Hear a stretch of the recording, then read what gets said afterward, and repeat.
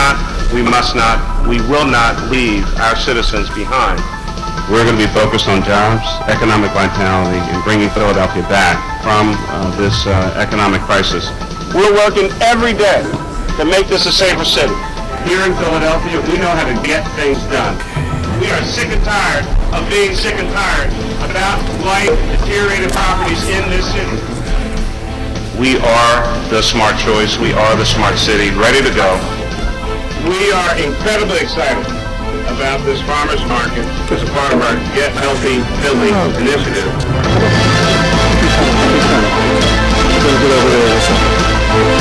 Sorry to hold you up.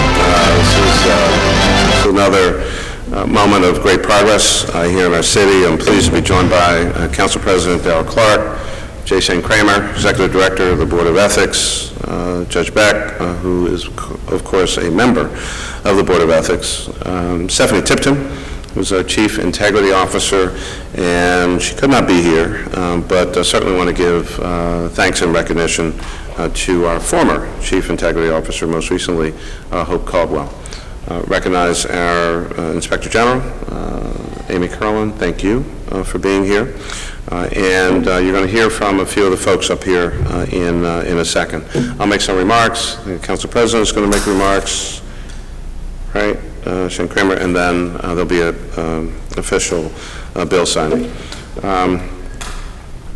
Throughout my time here as both member of City Council and as mayor of our great city, I've tried to make operating the city of Philadelphia with ethics and integrity one of the hallmarks of my public service and certainly for our administration.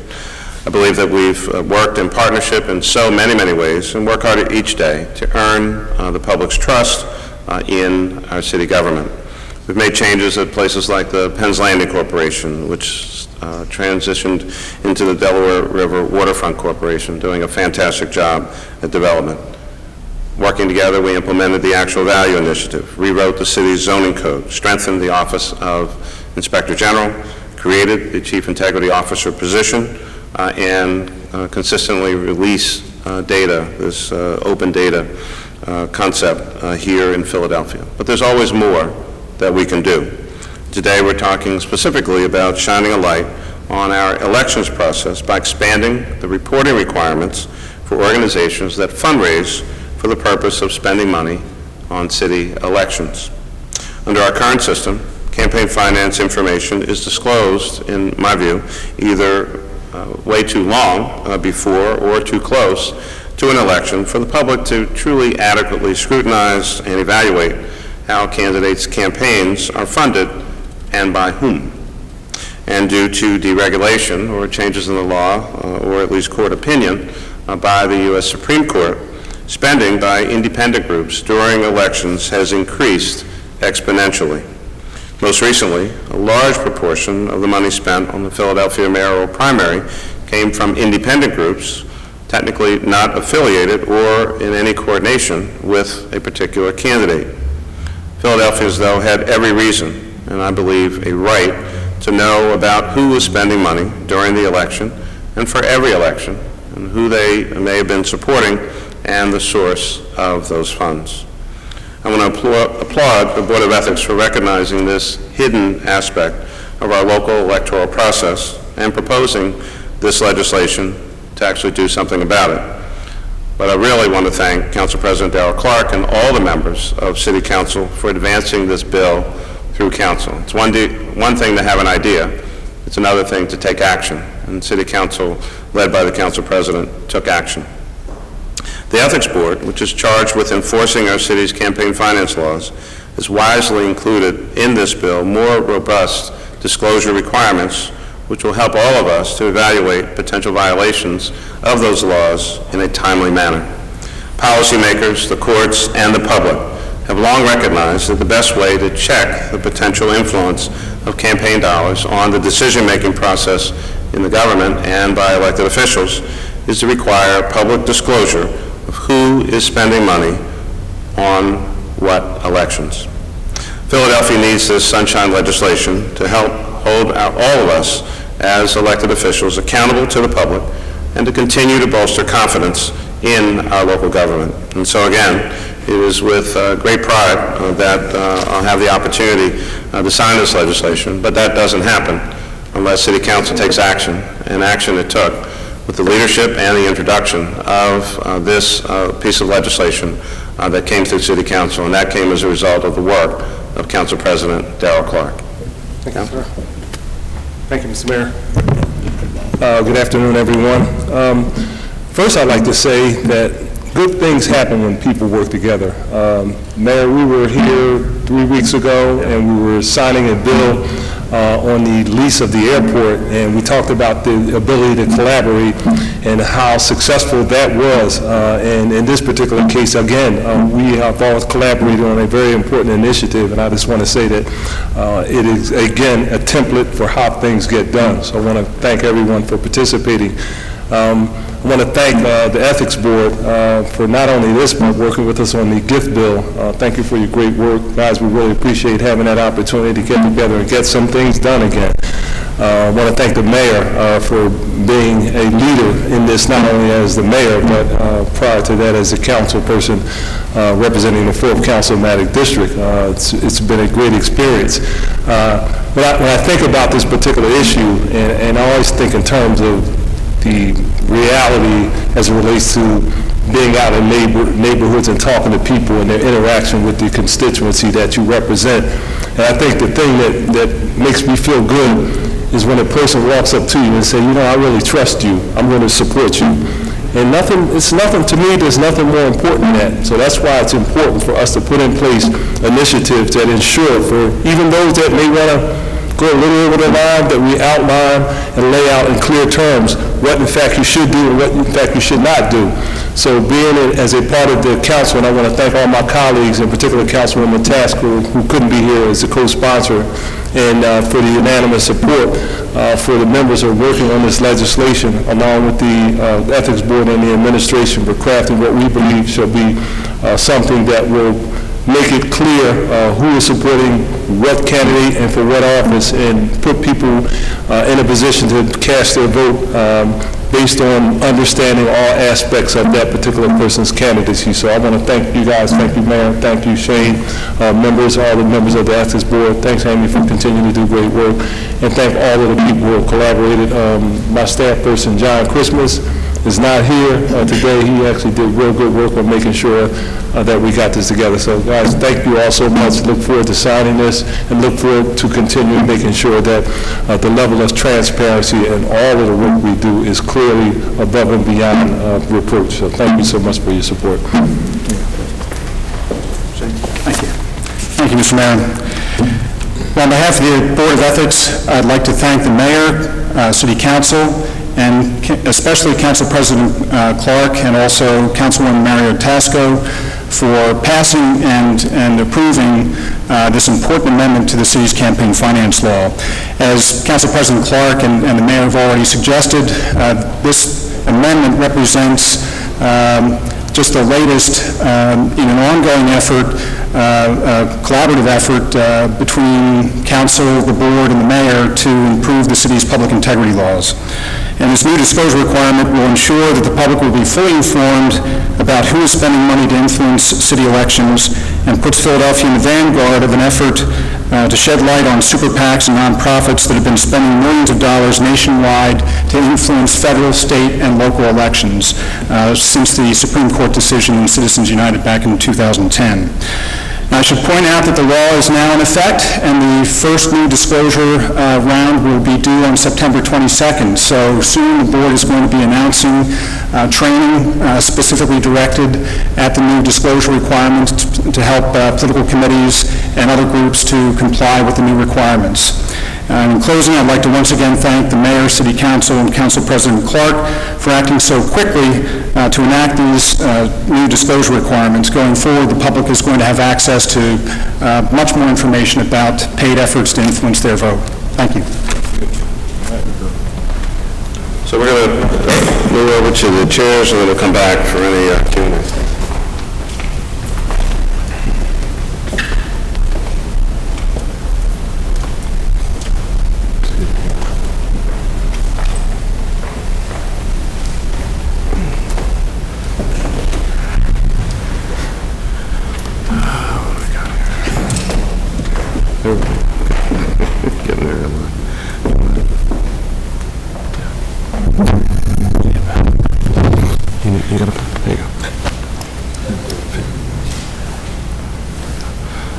This is bill number 150. Well, it's your bill, so you should. Did a role of chief clerk. Bill number 150-368, an ordinance amending Chapter 20-1000 of the Philadelphia Code entitled Political Contributions and Expenditures by further providing for disclosures relating to contributions and committee expenditures, including electioneering communications, expenditures, further defining expenditures, further providing for regulation of contributions, and making technical changes all under certain terms and conditions. Just like I sound like Mike Decker, right?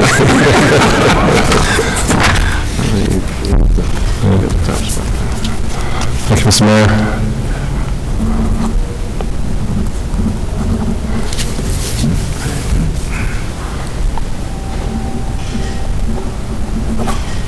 It's now the law. All right. There you go. Good stuff.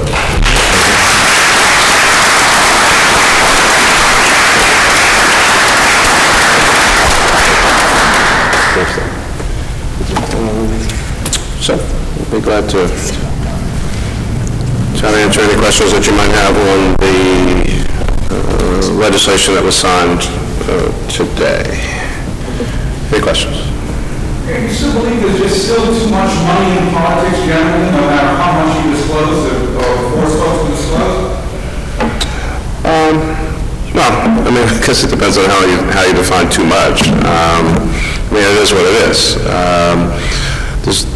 It's the United States of America. The U.S. Supreme Court has said that, I mean, it's obviously expanded the definitions or the opportunities for folks to spend money. I think what we've tried to do in Philadelphia is a combination of limits, which I think, again, in my view, have worked pretty well. The impact of Citizens United, I mean, I think may have caught more than a few of us slightly off guard as we were moving into the 2015 cycle. We didn't see this. Well, it was a different kind of issue in 2007, if I'm recalling. I think there was, what were those things called? 529, 527? 527. The 527s really just kind of started, but weren't that active in 2007. 2011, maybe not the most exciting election in the world, and we didn't see that kind of activity. There is a lot of money in politics, and I want to be careful because it'll come back at me. I mean, what do candidates spend a lot of their money on? Well, quite honestly, they spend a lot of their money on television.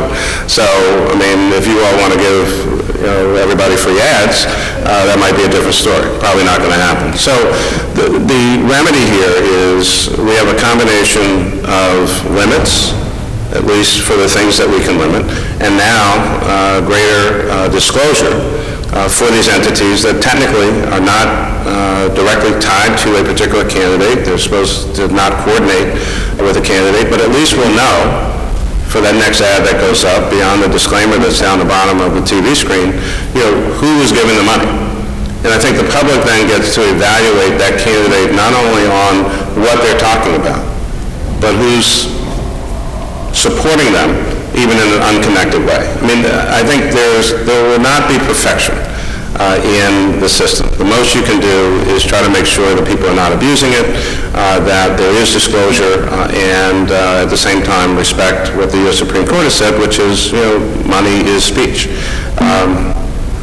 That's it. I mean, I don't know what else to tell you. Do you think that the need for large amounts of money to compete in campaigns now, even at the Democratic primary level, money for mayor, costs Representative Phila make of the mistakes that he's alleged to have made in taking an illegal $1 million contribution in 2007? Well, I think, as you can imagine, I'm probably not going to go very far into that. I don't know what drove that ultimate decision. And I'm sure in the weeks and months ahead, and possibly through the rest of the legal process, we'll know more about that. I don't know what caused the congressman to possibly do what's been alleged. I think the fact of the matter is that running for office, running for a high office, even for mayor of Philadelphia, and it's been increasingly getting more expensive, but we've seen the same thing in virtually all the election cycles. I mean, what, members of Congress in the House, or what people in the Senate running for governor, or next year there'll be a presidential election. I mean, folks are now talking about, upwards of having to raise possibly $1 billion to run for president of the United States of America. I mean, the real question is, where does it kind of end? How do small donors get their voices heard? They don't have lobbyists. They don't have, large amounts of money to invest in a campaign. And so, I don't know where this all ends up going, but the dollars are what the dollars are. I think that the one thing you haven't mentioned is the amount of time that candidates have to spend trying to raise money, which, I mean, no matter how much money you have, no matter who you are, there are still only 24 hours in a day. There's only so much work you can do, and if you have to spend, a couple hours, 3 hours, 4 hours a day, and have goals and have metrics and all kinds of stuff that, required to run for office in the United States of America today, at some point in time, I mean, it really does potentially start to take away from the main mission of the job. And people can find themselves in a position where they spend more and more of their time trying to keep the job by raising money than actually doing the job. So I don't know where it ends. I mean, this is, I can't believe that I'm, having a more of a philosophical discussion with Jeff Cole, but, that's, I need the tape on this one. Mike? Did you have something? Okay, all right. Okay. Do you have the staffing to police this, given all the other things that your office keeps track of during anything?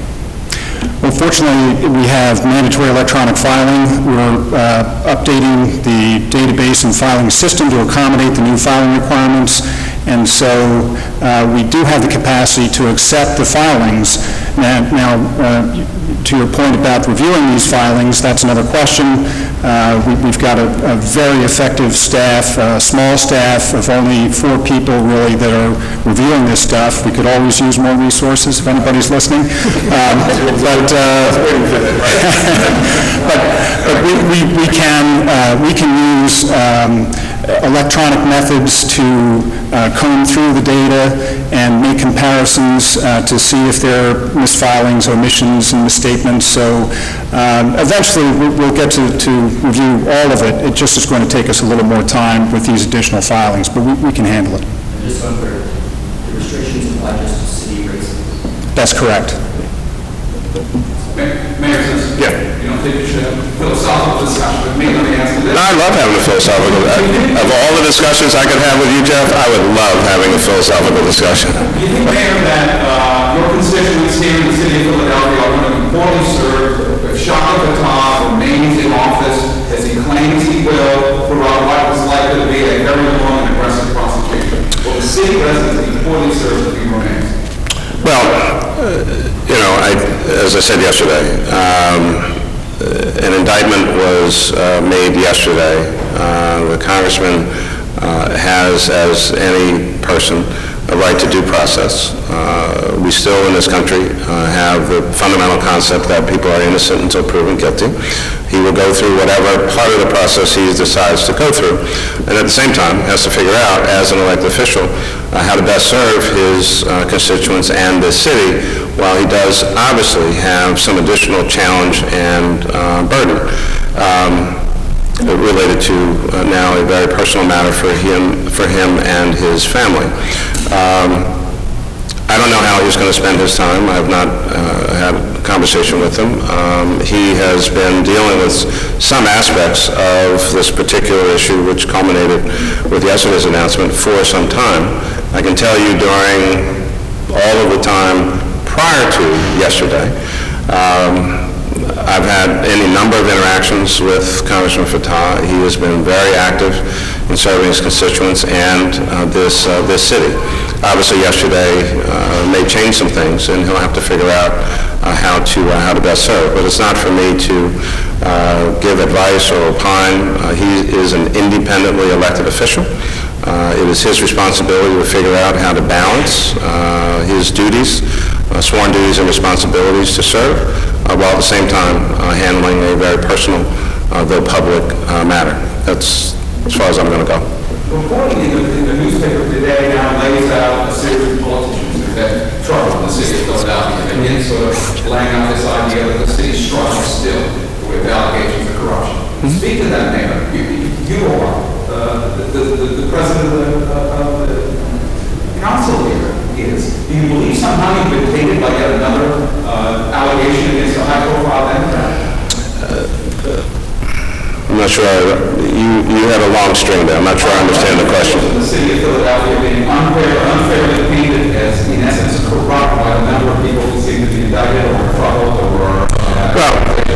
So this will, we've gone for a little while here, so this will be the last one in this regard. I think that anytime any elected official, anywhere, is either accused of something, and we've certainly seen here in the city for some who have either been determined to have done what has been alleged or maybe have pled or whatever their circumstances is never good for any of us in elective office. It's never good for the city. It's never good for our citizens. And even when there are significant allegations, it is, at a certain level, it's painful, it's hurtful, it has the potential at least to damage our reputation. On the other hand, there are 17 members of council, the mayor, a number of row offices, 30-plus members of the General Assembly between the House and the Senate, at least 3 individuals who represent Philadelphia or parts of Philly and the suburbs, 2 senators, and a governor. There are a lot of elected officials that represent Philadelphia at all 3 levels. The overwhelming majority of the elected officials in this city, in this region, in this state, over an extended period of time, have never gotten in any kind of trouble, have never been alleged to have done anything, and just as one in your profession, most recently, was deemed to have done some things that were inappropriate from a news-making standpoint at NBC National. That does not mean that every media person or every reporter is bad or is doing something inappropriate. People do what people do. I can't control what individuals do, even elected officials. And they have to rise or fall based on the things that they do. So, look, it's hurtful at a variety of levels, but there's not much I can do about it. Thank you. Mike, no? Everybody? Okay. Well, we signed a great piece of legislation today, which I know you're going to devote at least a half hour of news coverage to talk about new disclosure requirements that probably pretty much don't exist virtually anywhere else in the Commonwealth of Pennsylvania, if not the United States of America. And I would take it that that will probably be the lead on Fox 29 tonight. Thank you. I bet. Thanks a lot. Thank you. Just back.